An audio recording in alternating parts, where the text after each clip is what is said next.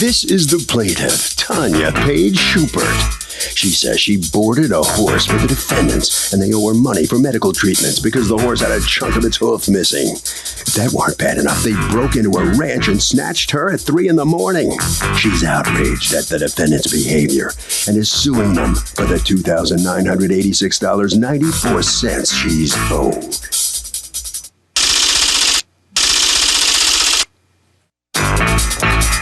These are the defendants, Marcus Anthony Rojas and Laura Fleck. Marcus says he was planning on selling the horse the plaintiff's daughter rode, and the plaintiff suggested they free lease the horse to her. A free lease means the person will board and take care of the horse as if it were their own. Why this woman's now turning around and suing them for things she was supposed to pay for is absolutely ludicrous. They're accused of hoofing it to court.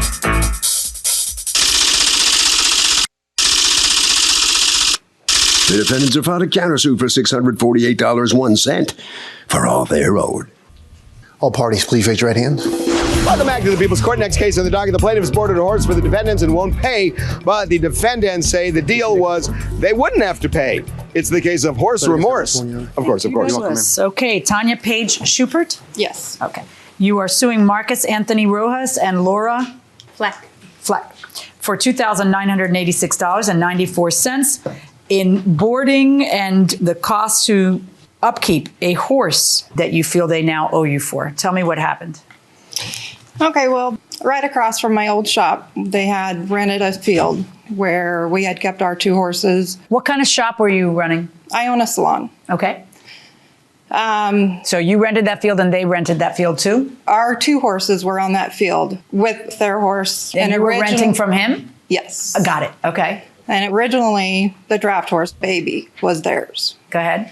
Anyway, we had got given notice that we needed to move our horses in like 2 weeks because they couldn't afford the field anymore. They couldn't afford it? Mm-hmm. Okay. So I had 2 weeks to try to find somewhere for the horses. Okay. And in the meantime, they were going to sell Baby, which was a horse that my daughter had been riding for. Come on up. How old are you? 14. Okay, so you have been riding Baby for a while? Yes. Okay, so you kind of bonded with Baby? Yes. Okay, so when you hear that they're going to sell Baby, did you want to buy her? I originally did, yes, I did, but I couldn't afford to buy her. In the meantime, they were going to get rid of her because they didn't have a place to put her. Right. So the original agreement was that I would take Baby until they were able to find a place for her. Where were you going to keep her? Well, I had a place that I was moving them to. That you were moving your horse to? Yes, my 2 horses. Your 2 horses. In exchange for all of her equipment, meaning saddle, her bridle, so I can use her for the way that I wanted to use her. Okay, but so wait, okay. You're going to pay for the horse and pay for the boarding and pay for what else? Food and veterinary and everything else. They were originally supposed to pay to help. Well, if they're supposed to pay for it, what are you doing? What are you giving up? You say the agreement is different. What do you say the agreement is? The agreement was a free lease agreement, which means rather than charge to lease the horse to somebody, you allow them to use it for free. In exchange, they provide all of its care and upkeep. Okay. And according to you, you're supposed to use it for free and they're supposed to pay for the care and upkeep? Because that's what you're suing for and it's not making sense. For how long did you have the horse? A little under 2 years. Oh, a little under how many years? 2 years. 2 years, okay. So for 2 years, she's using the horse and you're taking care of the horse. Do you have proof of having sent a single bill, made a single telephone call, sent a single text saying to them, where is the grain? Here's the vet bill, you need to reimburse me, anything like that? Yes, I have numerous letters of everybody who was there when I text them. Let me see the letters that you have. Okay, so then what happens? Well, we had her friend, Olivia, where we already had him moved to, he never once came over and checked on her, had called me. I'm sorry, you moved his horse to a place where he wouldn't know where they were at? No. We had them on Willis Creek, and then we moved them over to Olivia's for a month. So 6 months, he knew exactly where they were at. Okay, so, but you never notified him about the move to Willis Creek or to Olivia's? No, because we honestly thought that she was ours. When he could not care for the horse anymore, we had taken over the horse. We have cared for it. She had chunks missing out of her hoof. She had skin conditions. Horrible. And according to you, you nursed her back to health? Yes, and we have all those pictures of showing the way she and was. Now, you tell me, what was the agreement that you had with them? What the agreement was is we provide what's commonly known in Oregon, at least, as a free lease. And that means that they take the horse, they treat it like it's theirs. They take care of feed, veterinarian care, anything that comes up. The exception is we still retain ownership of the horse. And then what they get in return is they get to ride the horse every day. They do. Okay. And So- you had nothing in writing? No, at the time we were pretty... Any texts, yeah, that's how usually we have a name for people like you, we call them litigants. At the time, everything's fine, and then it's not. All right, so go on. You know, we're trying to be, you know, they wanted to ride the horse. We didn't want them to not be able to ride the horse. So we provided equipment, even though that was not part of a free lease agreement. We have extra equipment, so we provided it. So what do you say you provided? We provided bridles, halters, lead lines. There's a list here. I have a list of the items. Okay, and according to you, they didn't provide any of that? Okay, I've got a picture of the English saddle that they had given us with no stirrups, no strap, no nothing. Is this after or before the horse went missing, which we're going to talk about now? Way before. Okay. What happened at the 7-month mark? Well, her friend, Olivia, where the horses were at, had been feeding her nightly and then daily before school. That night she had fed her, baby was there. That morning at 5:30 in the morning, baby was no longer there. And I said, is there fencing down? Is there anything down that proves that she might have just knocked down the fence? She said no. Did you tell the cops that you think that he might have taken it? I did. And then what did the cops do? Well, the cops had went over there and found baby over there. At his place? At his place. Right.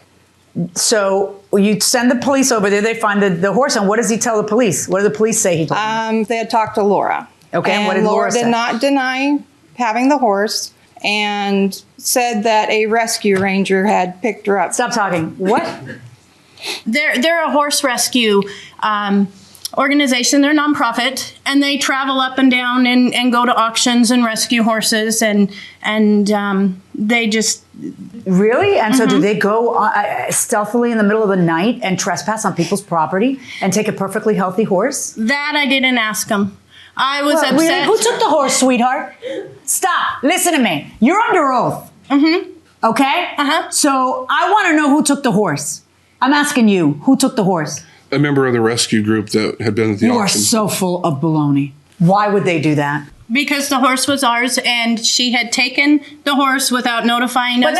But see, that's where you call the authorities. That's why I know you're full of garbage. He did contact give me a the picture. authorities. Do you have a picture of the horse? I want to see how big this horse is. I do. And here's two, and I have proof of Tony taking her right here. How do you have proof of Tony taking her? A friend texted my daughter. Oh. Let's see who handed you up. Like that needed saying. That was I don't know that Tony took his darn horse. That was when we first got her. What is your reason for moving a horse without telling the owner of the horse? The reason is because we could never get a hold of Tony prior. Oh, please.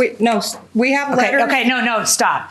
That is just as unbelievable as the malarkey about some rescuer stealing the horse back. Just for the record, I know they stole their horse back because I'm not stupid. Okay? My only concern is a lawsuit that I have in front of me, which is you claiming that they need to pay you because that was the deal. Somebody has to pay for the upkeep, but I get to ride the horse for free without doing anything. That's ridiculous. You know it's ridiculous. That's why there is no proof of having billed them and say, hey, you know what? You're not keeping up your end of the bargain after 2 weeks because you're hoping this will last forever, or at least until she grows up and, last for a while. It's working for you. It's working for you until you move the horse and all of a sudden it's not working for you because they steal the horse back. Show me a receipt. Do you have a receipt for anything? Show me one receipt. One receipt. They had given us the horse after that, so that's why I didn't keep receipts because we had originally thought they gave you the horse as a gift. They gave you the horse as a gift. We tried. Let me ask you a question because I'm fascinated by your little statement right now and the example you're setting for your 14-year-old daughter. Okay, let's talk about that. Perhaps you can tell me where in your lawsuit you have ever said they gave me the horse as a gift. Answer my question. Where in your lawsuit do you say they gave us baby belongs to us? Is that somewhere in your lawsuit? No. Well, then you can understand how someone might think you're a perjurer and a liar right now, right? So what's more expensive to maintain, a horse or a boat? A horse. Why? Because you keep on living.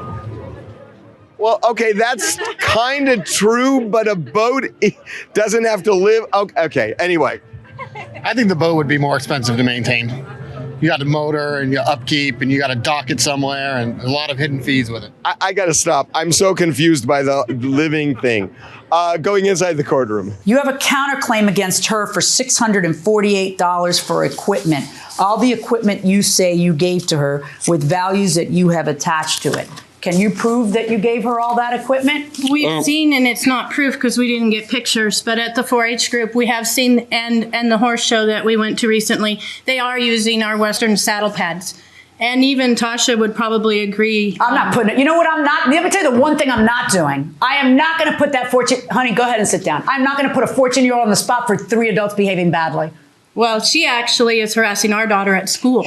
Oh, really? Yeah. Tell me about that. Well, our daughter, I mean, they've been friends for a long time. Our daughter is very kind and she's a sweetheart. And so she tried to talk to Tasha at school, and Tasha won't. Tasha won't talk to her. Tasha's laughing at her. Our daughter doesn't even want to go to school anymore because of it. And so, the hardship that all of this is putting on our daughter is what's really bothering me. I mean, let me tell you how a grown-up makes sure that children don't get ensnared into their problems. That is by making sure that any act that they do is something that the child cannot be embarrassed about. And I don't think that any of the adults standing here in front of me can say that. But let's put that to a side 1 second. If I believe that it's your horse and that you have a right to have that horse, then the last thing left for me to discuss is whether or not you have the right to be reimbursed all of the matters that you reimbursed. Both sides have come to me without one stitch of proof about any of the things that they're suing for. I have that proof right here, Your Honor. Okay, hand it over. Let me tell you something. I'm about to rule. So if anybody has anything else they want to hand it up now. That's a detail of those items. This is a proof of ownership of purchasing the horse originally.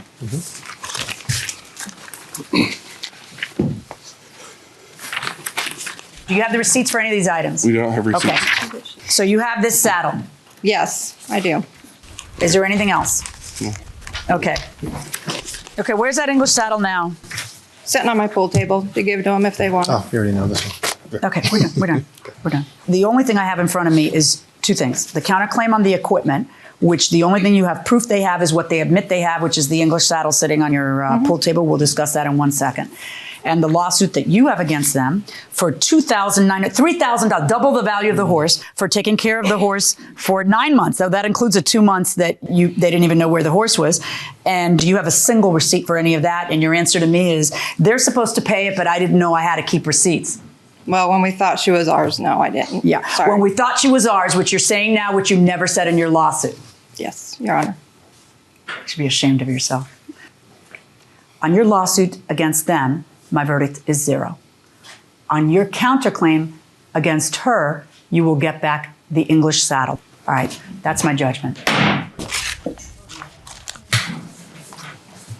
Let's see what's going through the plaintiff's mind as she exits the courtroom here after this verdict. What do you think of this?